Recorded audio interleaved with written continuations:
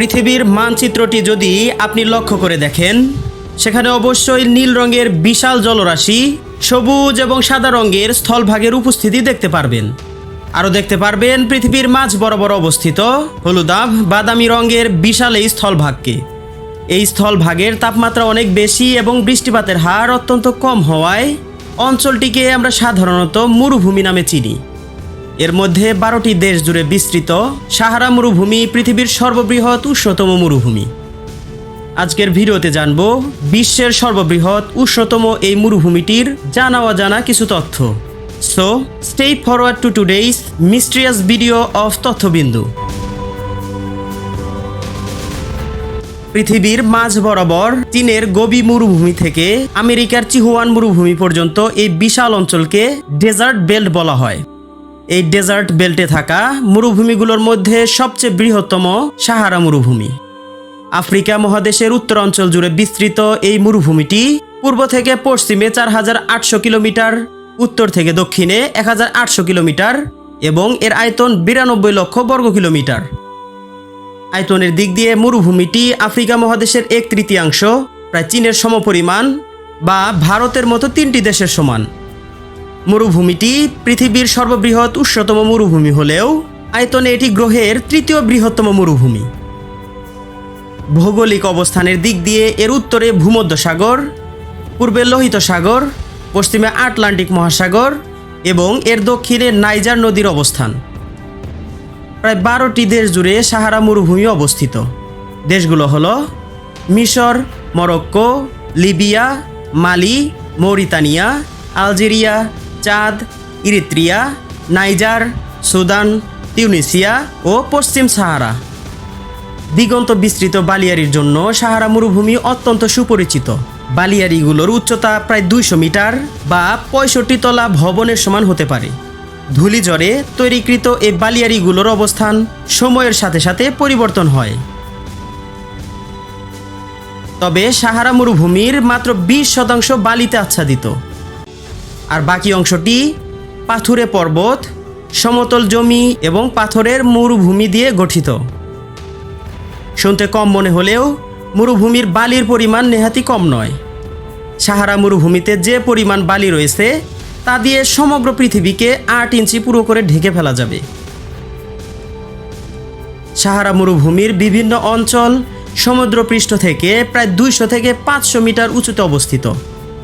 তবে এর সর্বোচ্চ উচ্চতম স্থানটি চাঁদ নামক দেশটির তুবেস্তি পর্বতমালার ইমিকোসি আগ্নেয়গিরি, যার উচ্চতা সমুদ্রপৃষ্ঠ থেকে 3415 মিটার বা প্রায় 3.5 কিলোমিটার। সমুদ্রপৃষ্ঠ থেকে অনেক উঁচুতে অবস্থান করায় এবং উষ্ণ বালিয়াড়ির জন্য সাহারা মরুভূমিতে বৃষ্টিপাতের পরিমাণ অত্যন্ত কম। সাহারা মরুভূমিতে বার্ষিক গড় বৃষ্টিপাত প্রায় 25 মিলিমিটার বা তার চেয়েও কম হয়। তবে সাহারার বিভিন্ন অঞ্চলে বৃষ্টিপাতের পরিমাণ ভিন্ন হতে পারে। কিছু স্থানে বছরে মাত্র কয়েক মিলিমিটার বৃষ্টিপাত হয়, আবার কিছু অঞ্চলে কয়েক বছরের মধ্যে একবারও বৃষ্টিপাত হয় না। আশ্চর্যের বিষয়, সাহারা মরুভূমির বায়ুমণ্ডলের তাপমাত্রা এবং ভূপৃষ্ঠের তাপমাত্রার পার্থক্য ব্যাপক বৈচিত্র্যময়। সাধারণত মরুভূমিটির দিনের বায়ুমণ্ডলের তাপমাত্রা গড়ে 35 থেকে 40 ডিগ্রি সেলসিয়াস এবং রাতে 10 ডিগ্রি সেলসিয়াসের নিচে নেমে আসে। তবে গ্রীষ্মকালে এর তাপমাত্রা গড়ে 40 থেকে 45 ডিগ্রি সেলসিয়াস পর্যন্ত হয়ে থাকে। এ পর্যন্ত সর্বোচ্চ 48 ডিগ্রি সেলসিয়াস তাপমাত্রা রেকর্ড করা হয়েছে। বায়ুমণ্ডলের তুলনায় মরুভূমিটির ভূপৃষ্ঠের তাপমাত্রা অত্যন্ত বেশি। গ্রীষ্মকালে সাহারা মরুভূমির বালির তাপমাত্রা 80 ডিগ্রি সেলসিয়াস পর্যন্ত হতে পারে। ইতিহাসে বালির সর্বোচ্চ তাপমাত্রা রেকর্ড করা হয়েছে সুদানে 83.5 ডিগ্রি সেলসিয়াস। বর্তমানে সাহারা মরুভূমি অত্যন্ত উষ্ণ প্রকৃতির হলেও প্রায় 100 মিলিয়ন বছর আগে আফ্রিকা মহাদেশের উত্তর অংশ টেথিস সাগরের তলদেশে ছিল। আফ্রিকা ও ইউরেশিয়া প্লেটের সংঘর্ষের ফলে পাহাড় শ্রেণী ও ভূমির উত্থান ঘটে, যা টেথিস সাগরকে বিচ্ছিন্ন করে দেয়। এক সময় এই সাগরের জল শুকিয়ে যায় এবং এর তলদেশ ধীরে ধীরে মরুভূমিতে পরিণত হয়। মরুভূমি গঠিত হওয়ার পর এই স্থানটি সবসময়ই উষ্ণ প্রকৃতির ছিল না। পৃথিবীর অক্ষের পরিবর্তন এবং গ্রহের অক্ষরেখার প্রবণতার উপর ভিত্তি করে সাহারার উপর বেশি বৃষ্টিপাত হয়। এই প্রক্রিয়াটি প্রায় 20,000 বছর পরপর হয়ে থাকে এবং এই সময় সাহারা মরুভূমি সবুজ ও সতেজ রূপ ধারণ করে। বিজ্ঞানীদের ধারণা অনুযায়ী প্রায় 10,000 বছর পূর্বে সাহারা মরুভূমি সবুজ ও সতেজ রূপ ধারণ করেছিল এবং পরবর্তী 10,000 বছর পর আবার মরুভূমিটি সতেজ হয়ে উঠবে। সাহারায় বালির ঝড় একটি স্বাভাবিক ঘটনা। এই ঝড়গুলি সাধারণত বসন্ত ও গ্রীষ্মকালে ঘটে। বালির ঝড়ের সময় বাতাসের গতি ঘন্টায় 150 কিলোমিটার পর্যন্ত হতে পারে। এই ঝড়গুলি প্রচুর পরিমাণে বালি এবং ধূলিকণা উড়িয়ে নিয়ে যায়, যা হাজার হাজার কিলোমিটার দূর পর্যন্ত ছড়িয়ে যেতে পারে। আপনি জেনে অবাক হবেন যে সাহারা মরুভূমি থেকে প্রায় 2,77,00,000 টন বালি আটলান্টিক মহাসাগরের 2,600 কিলোমিটার পথ পাড়ি দিয়ে অ্যামাজনের অববাহিকায় পতিত হয়, যার মধ্যে 2,20,00,000 টনই ফসফরাস, যা অ্যামাজনের উদ্ভিদ বৃদ্ধিতে গুরুত্বপূর্ণ ভূমিকা পালন করে। সাহারা মরুভূমির তাপমাত্রার পরিপ্রেক্ষিতে জীবের বসবাসের অযোগ্যতম স্থান বলে মনে হতে পারে, তবে এটা মানুষের ক্ষেত্রে প্রযোজ্য হলেও এখানে অনেক প্রাণী এবং উদ্ভিদের অবস্থান কিন্তু রয়েই গেছে। সাহারা মরুভূমিতে সবচেয়ে বেশি দেখা মিলবে উটের। উট একবার পানি পান করে অনেক দিন পানি ছাড়া টিকে থাকতে পারে বলে এদেরকে মরুভূমির জাহাজ বলা হয়। মরুভূমির এই উটগুলো বেশিরভাগই বন্য প্রকৃতির, আর কিছু উট বেদুইনদের পালিত। এছাড়া সাহারিয়ান চিতা, ডোরাকাটা হায়না, শিয়াল, হরিণ, উট পাখি, ঈগল, পেঁচা, বিষাক্ত ডেথ স্ট্রলকার বৃশ্চিক, বিভিন্ন ধরনের সাপ এবং অনেক প্রজাতির গিরগিটি সহ বিভিন্ন ধরনের স্তন্যপায়ী পাখি, সরীসৃপ এবং অমেরুদণ্ডী প্রাণী মিলিয়ে প্রায় 2,000 প্রজাতির প্রাণীর বসবাস এই মরুভূমিতে। সাহারা মরুভূমির উদ্ভিদও কম বৈচিত্র্যময় নয়। এখানে ছোট বড় মিলিয়ে প্রায় 3,000 প্রজাতির উদ্ভিদের অবস্থান রয়েছে।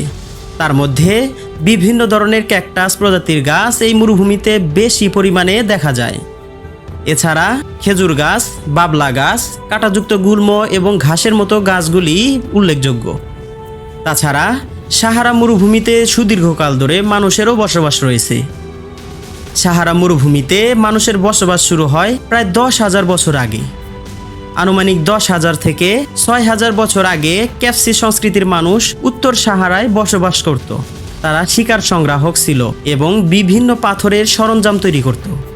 উল্লেখ্য, ফিনিশীয়রা প্রাচীন সাহারা মরুভূমির বিভিন্ন স্থানে বসতি স্থাপন করেছিল। তাদের সবচেয়ে উল্লেখযোগ্য বসতি ছিল পশ্চিম উপকূলে, বিশেষ করে বর্তমান লিবিয়া ও আলজেরিয়ার উপকূলে। তাছাড়া গারামেন্স, নুবিয়ান, টারেগ এবং বারবার উপজাতি সাহারা মরুভূমিতে বিভিন্ন সময় বিভিন্ন স্থানে বসতি স্থাপন করেছে। বর্তমানেও এ সকল জাতিদের অনেক মানুষের উপস্থিতি দেখা যায় সাহারা মরুভূমিতে। এই মরুভূমির মধ্যে পানির অভাব একটি গুরুত্বপূর্ণ বৈশিষ্ট্য হলেও এটি সম্পূর্ণরূপে নির্জন নয়। সাহারার নদী এবং জলাশয় বিশেষভাবে মৌসুমী এবং পরিবর্তনশীল হয় এবং এখানে কিছু গুরুত্বপূর্ণ জলপ্রবাহ রয়েছে যা মরুভূমির জীববৈচিত্র্য ও পরিবেশের জন্য অত্যন্ত গুরুত্বপূর্ণ। তার মধ্যে নীল নদ সাহারা মরুভূমির প্রধান নদী। প্রায় 7,000 কিলোমিটার দৈর্ঘ্যের পৃথিবীর দীর্ঘতম এই নদীটি উগান্ডার ভিক্টোরিয়া হ্রদে উৎপন্ন হয়ে সাহারা মরুভূমির পূর্বাঞ্চল দিয়ে বয়ে মিশর হয়ে ভূমধ্যসাগরে পতিত হয়েছে। যদিও নীল নদ সাহারার মধ্যে সরাসরি প্রবাহিত হয় না, কিন্তু এর প্রভাব সাহারার ঐতিহাসিক ও সাংস্কৃতিক গুরুত্বে অমোচনীয়। সাহারার বিভিন্ন অংশে মৌসুমী নদী যেমন তেনে, সেগুইয়া এবং ওয়ার্দা নদী দেখা যায়। এই নদীগুলি শুধুমাত্র বর্ষার মৌসুমে পূর্ণ থাকে এবং অন্যান্য সময় শুকিয়ে যায়। এছাড়া এই পুরো মরুভূমিটিতে ছড়িয়ে ছিটিয়ে থাকা অনেক অস্থায়ী জলাধারের দেখা পাওয়া যায়। আশ্চর্যের বিষয়, পৃথিবীর উষ্ণতম এই মরুভূমিতে অস্বাভাবিকভাবে মাঝে মাঝে তুষারপাত হয়। সাহারা মরুভূমিতে তুষারপাত খুবই বিরল একটি ঘটনা হলেও মাঝে মাঝে ঘটে থাকে। 2018 সালের জানুয়ারিতে আলজেরিয়ার এইন সেফরা শহরে তুষারপাত হয়েছিল। 1979, 2016 এবং 2017 সালেও এখানে তুষারপাতের ঘটনা ঘটেছিল। সাহারার আবহাওয়া সাধারণত খুবই গরম এবং শুষ্ক থাকে, তাই এই ধরনের ঘটনা খুবই অস্বাভাবিক এবং আকর্ষণীয়। পরিবেশের ক্ষতি না করে বিকল্প পদ্ধতিতে বিদ্যুৎ উৎপাদনের প্রয়োজনীয়তা বেড়েই চলেছে। প্রায় সারা বছর ধরে মেঘশূন্য আকাশ ও চড়া রোদের ফলে সাহারা মরুভূমিতে সৌর বিদ্যুৎ উৎপাদনের ব্যাপকতর সম্ভাবনা রয়েছে। পরিকল্পনা মাফিক বিদ্যুৎ উৎপাদন করা গেলে সাহারা মরুভূমি থেকে গোটা বিশ্বের বিদ্যুতের চাহিদার প্রায় 100 ভাগের বেশি উৎপাদিত হবে বলে মনে করেছেন বিশেষজ্ঞরা। তারই পরিকল্পনায় ডেজার্টেক নামে এক প্রকল্প উত্তর আফ্রিকার সাহারা মরুভূমিতে বিশাল মাত্রায় সৌর বিদ্যুৎ উৎপাদনের প্রস্তুতি চালাচ্ছে। এই স্বপ্ন বাস্তবায়িত হলে উত্তর আফ্রিকা ও ইউরোপের বিদ্যুতের চাহিদার একটা বড় অংশ মেটানো যাবে বলে উদ্যোক্তাদের আশা। সাহারা মরুভূমি বিশ্বের অন্যতম বিস্ময়কর ভূপ্রকৃতি। এটি শুধুমাত্র একটি বিশাল শূন্যতার চিত্র নয়, বরং একটি জটিল ইকোসিস্টেমেরও প্রতীক। এখানকার অনন্য পরিবেশ এবং অস্বাভাবিক জলবায়ু মানুষের চ্যালেঞ্জ ও অভিযোজনের এক সত্যিকারের পরীক্ষা। সাহারা মরুভূমি আমাদের স্মরণ করিয়ে দেয় যে প্রকৃতির নানা রূপ এবং কৌশলগুলি আমাদের পৃথিবীকে আরও বিস্ময়কর এবং রহস্যময় করে তোলে। দেখা হবে পরবর্তী ভিডিওতে। ততক্ষণ পর্যন্ত ভালো থাকুন এবং নিরাপদে থাকুন। ধন্যবাদ।